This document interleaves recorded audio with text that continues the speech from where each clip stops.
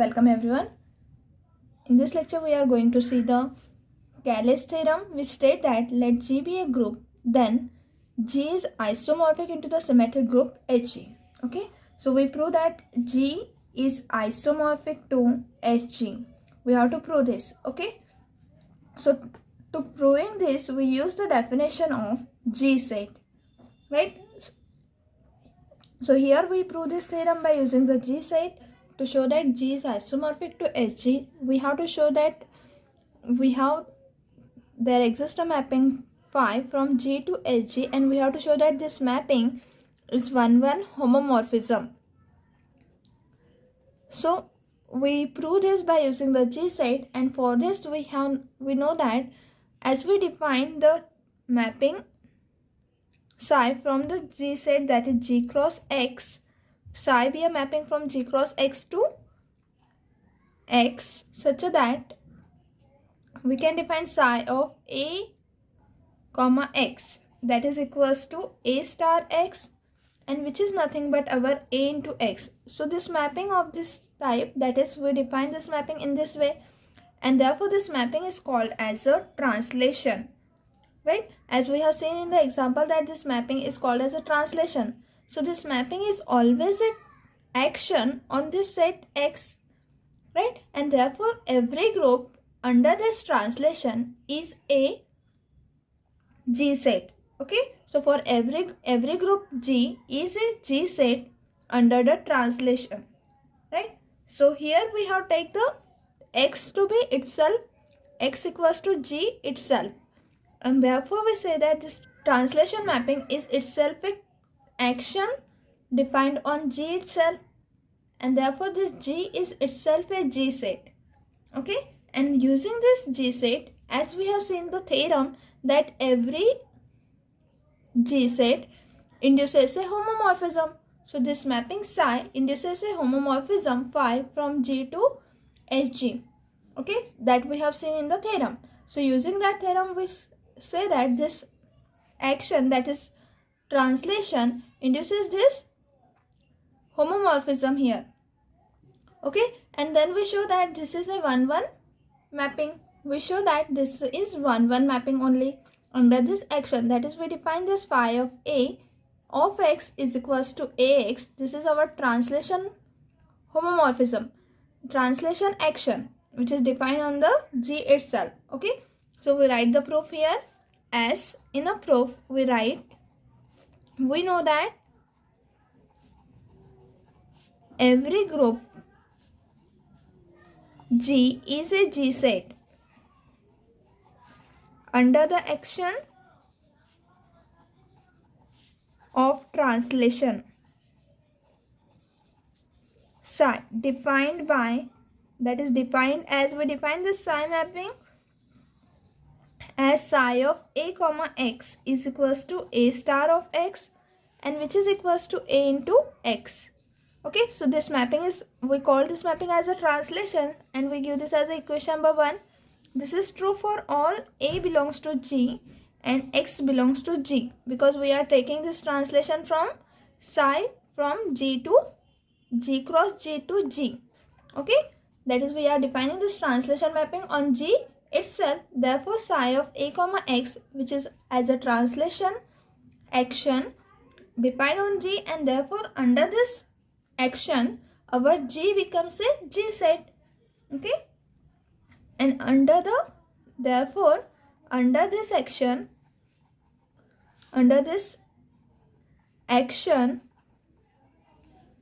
of G on G,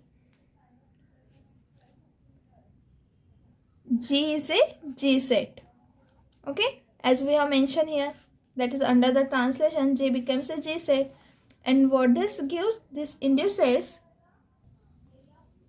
a homomorphism, that is from the previous theorem. So what we have said, that we know that under this action on G induces a homomorphism.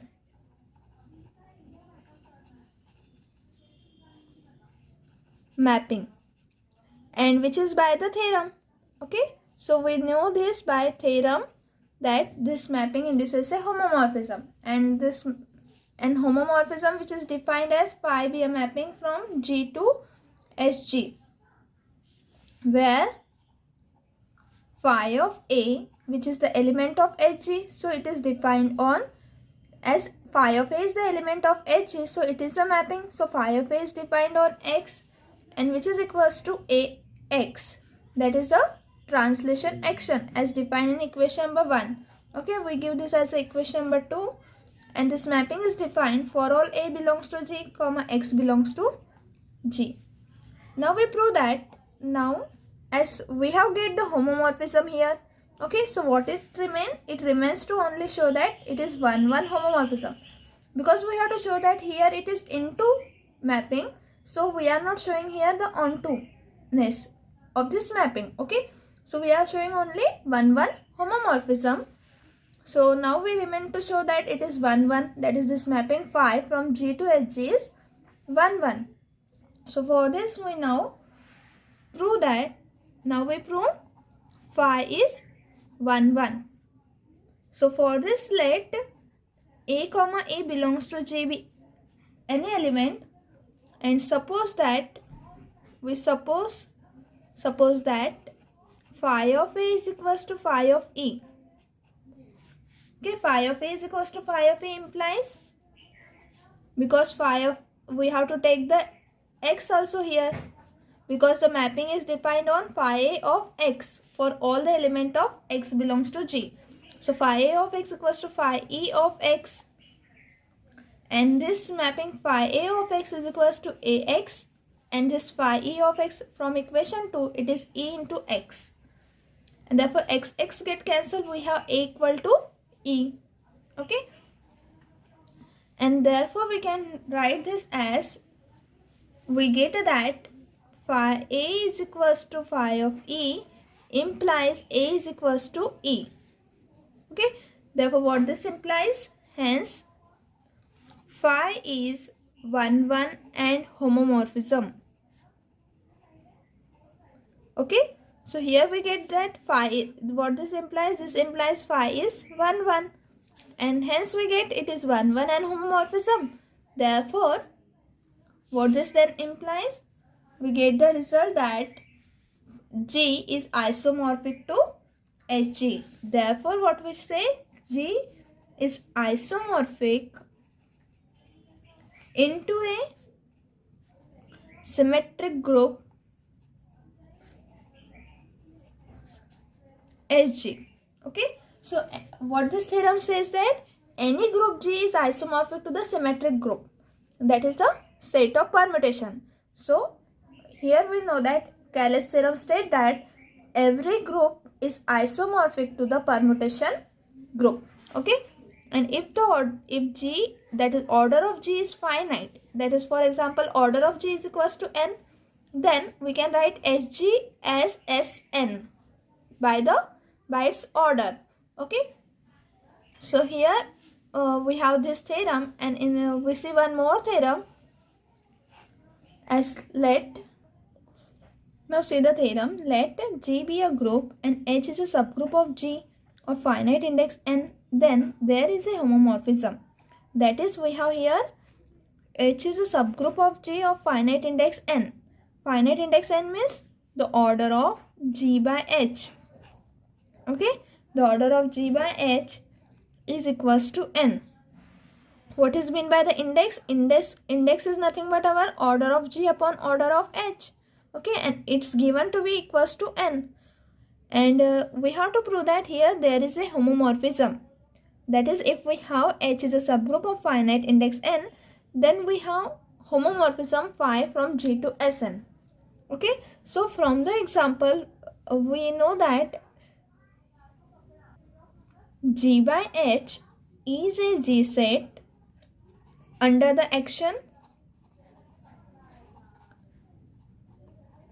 which is defined as A star of XH is equals to AXH. Okay, as here the index is given, so G by H is a group, and therefore under the action on this is defined as A star XH. This is our left coset. Okay, so A star xh is equals to AXH, right? Now this action, if, as we know the theorem that every action on a G set induces a homomorphism, so this also induces a homomorphism from G to Sn, since as S induces, as this induces a homomorphism phi from G to S G by H. Okay, because we know the theorem that if G is a G set and it is an action on the action of G is on X. Okay, so the action of G is on X, then it induces a mapping that is homomorphism phi from G to Sx, permutation group of X. Okay, so here it induces this action is defined on G by H, so H, it induces a homomorphism from G to S G by H, and since the order of G by H is equals to n, because index is given as n, therefore we have this mapping phi from G to Sn. Okay, so as we have this mapping from G to Sn, and this, therefore we have, therefore the part that is there is a homomorphism. To prove this that there is a homomorphism, we only know that there is a action on G by H, that is G induces a action G by H, and therefore from this action we can define this mapping which is a homomorphism, and thus we get the mapping phi from G to Sn which is homomorphism. And we have to prove that then, if this is a homomorphism, then we have to prove that this kernel of phi is equals to intersection of X belongs to G, XH, X inverse. That is, we have to prove that this mapping is with the kernel of phi is equals to intersection of X belongs to G, XH, X inverse. Okay, so we have to prove this. So we write in a proof this as, in a proof we write, let G be a group and H be a subgroup of G of a finite index n. Finite index n. What this implies? G by H, that is order of G by H, because of the finite index, order of G by H equals to n, and therefore S G by H, that is symmetric group of G by H, is isomorphic to Sn, because we can write this S G by H as Sn. Because of this, G by H has a finite index n. Okay, and now since G by H is a G set under the action defined as, we define this action as in this way, A star of XH is equals to AXH. Okay, so we define this action A star XH is equals to AXH, and this AXH is a subgroup, right? Then the action of G on G by H induces homomorphism. Okay, that is, this induces homomorphism, since by the theorem we know that every action induces homomorphism, therefore this action is also induces homomorphism, and this homomorphism mapping is defined from phi from G to S G by H, that is nothing but phi from G to Sn, because we write S G by H as this one. Okay, so we write this as Sn. Okay, so we have written here S G by H as G to Sn. Now as the index of so we have this homomorphism mapping, right? And this mapping is defined on an action, so we write this action as such that phi a of xh,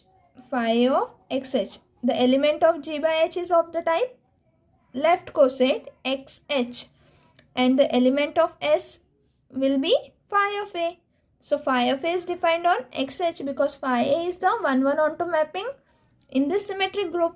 Okay, so phi a of xh is the action, this one a star of xh, which is equals to a into x into h. Okay, this is true. That is, this one is true for all x belongs to G and a belongs to G. And since x belongs to G, xh belongs to G by h. Okay, so we have this is true for all the element xh belongs to G by h and a belongs to G. Now the kernel of phi, we have to prove that this kernel of phi will be is equals to this set. Okay, so we consider the kernel of phi. What is kernel of phi? Kernel of phi is the set of all the elements x belongs to G such that phi of x equals to identity mapping, right? So we have here kernel of phi. So it is the set of all the elements of G such that its mapping should be identity mapping in permutation group of S G by H, that is in Sn. Okay, so we consider kernel of phi. Kernel of phi, now kernel of phi is equals to the set of all the elements of G such that phi of A is equals to the identity permutation. Identity permutation belongs to S G by H. Okay, so this is equals to what? This is equals to A belongs to G such that phi A of xh, because we have to take the element phi A as it is a mapping. So element of this h G by H is of the type phi A of xh is equals to xh. Means what? We have this mapping because we require the identity permutation. Okay, so every element of this G by H is maps to itself. Okay, so we'll take this identity that is phi of A is equals to identity permutation. Means what? That this mapping phi of A of xh, which is the element of this G by H, map to itself, right? And therefore we have to consider the set of all element A belongs to G such that phi A of xh is equals to xh, right? That is equals to A belongs to G. Phi A of xh is defined as, this is equals to AXH. AXH is equals to XH. That is equals to A belongs to G such that, now we can multiply here by x inverse on both sides. Okay, so x inverse AXH is equals to x inverse into XH. That is equals to the set of all A belongs to G such that x inverse AX into H is equals to, x inverse into X is E and that is equals to H. X inverse into X is equals to E, right? And EH is equals to H. Okay, so using this we write this x inverse XH is equals to H, and that is equals to A belongs to G such that x inverse AX belongs to H. Because we have here, this is the left coset is equals to H, and we can say that any left coset is equals to H if and only if A belongs to H, right? That is AH is equals to H is when this element A is in the set H, then we say that AH is equals to H. Okay, so we have same here, apply here, x inverse AX into H is equals to H is here. So this element should must belongs to H. Okay, so this is x inverse AX belongs to H. And now here if we look at this, what this set is, A belongs to G such that x inverse AX belongs to H. What this implies, A belongs to XH x inverse. Okay, that is we have here taken that x inverse AX belongs to H. What this implies, if we multiply this, pre-multiply by x and post multiplied by x inverse, then it is XH x inverse.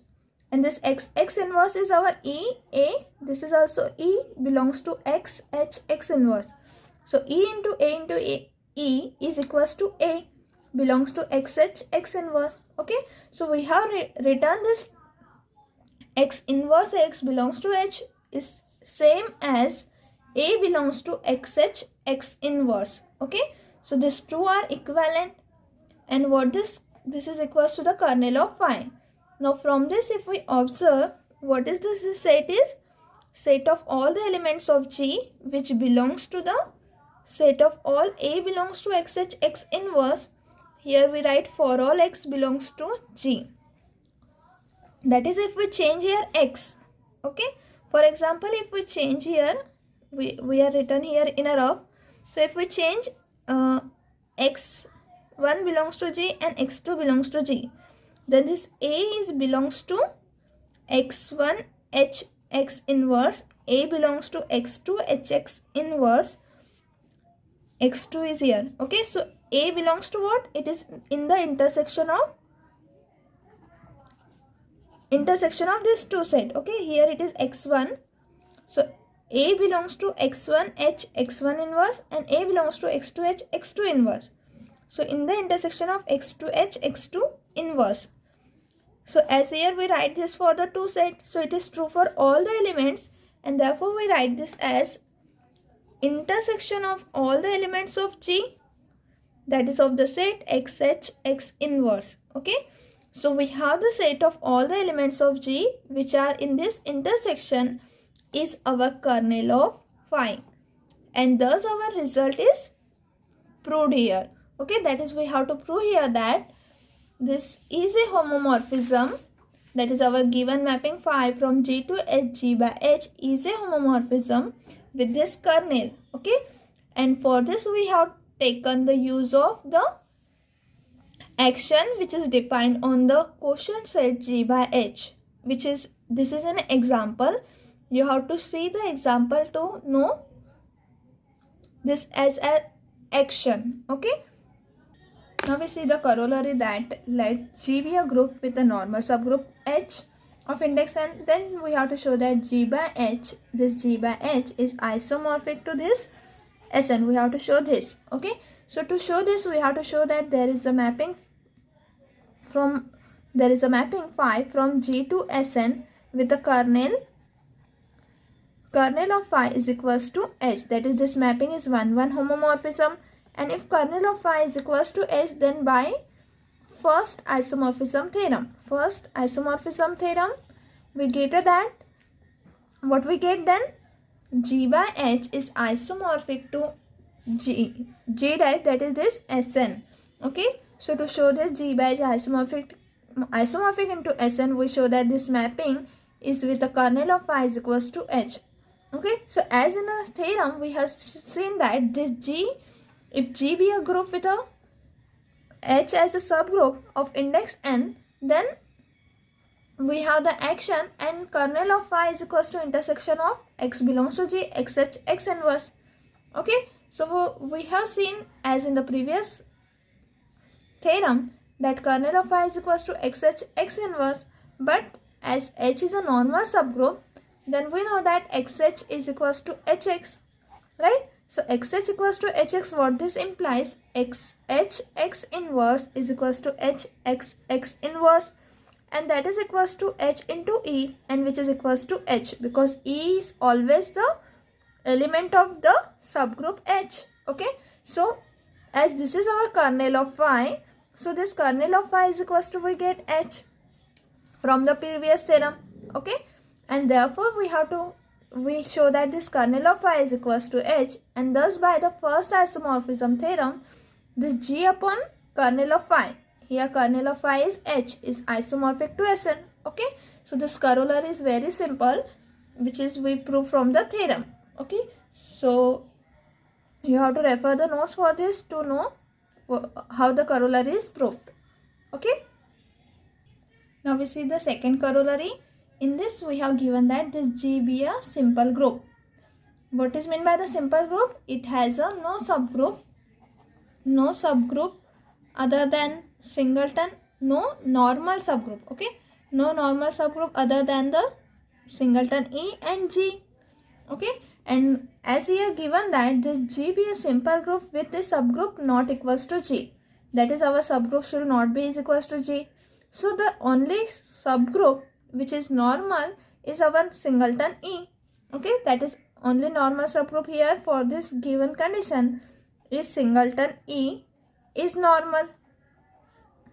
right? So only singleton E is normal, and by this corollary, as we have seen here, that there is a homomorphism from G by H into Sn, which is isomorphic, right? So here G by E, that is we have G by singleton E is isomorphic to this Sn. Okay, that is there is a mapping G to Sn which is isomorphic with the kernel as a singleton E. So we have to here show that this, if this G be a simple group, then G is isomorphic into Sn. So as here we show that if H, as here H is a normal subgroup of index n, then G by H is isomorphic into Sn. Okay, so for the simple group, G is directly isomorphic to Sn. Okay, as we know that G by singleton E. Okay, what is this is? This is the set of all right coset of G, that is set of all right coset of E, right? And therefore this is equals to G itself, right? And therefore G by singleton E is equals to G. What this means? This G is isomorphic to Sn. Okay, so we write this in a proof. We write in a proof as, let G be a simple group, then G has no normal subgroups except singleton E and G, right? But as we have given that this subgroup is not equals to G, but subgroup is not equal to G, then singleton E is the only subgroup.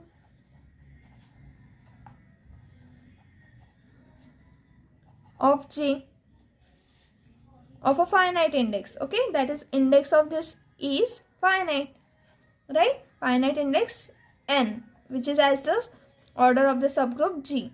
Okay, so as this is same as this corollary. Okay, so G by H is isomorphic into Sn, we can say, as we have shown in this corollary 1. Therefore here also we have this. Thus we write here, thus we have G is a group and singleton E is a subgroup of G. Then there exists a homomorphism phi. That is, if we define this G and this singleton E as a subgroup, then we define the action, and from the action we have the homomorphism from this corollary. Okay, G by singleton E, that is we have the mapping from G to Sn, and such a that this is with a kernel as a singleton E, and this G by E is isomorphic to Sn. Okay, so from this we write, from this corollary we can write here, there is a homomorphism phi from G to Sn such that with a kernel of phi is equals to singleton E. Now this implies that phi is an homomorphism. That is, this is an homomorphism of G into Sn with a kernel of phi is equals to singleton E. What this implies as, phi is an isomorphism.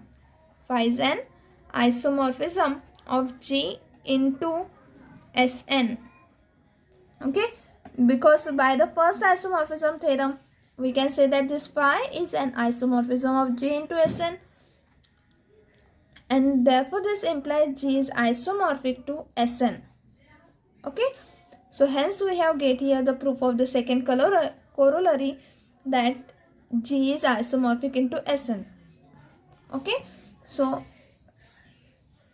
we have completed here our topic, that is about the G set and the theorems on G set with this corollary here. Okay, so thank you everyone.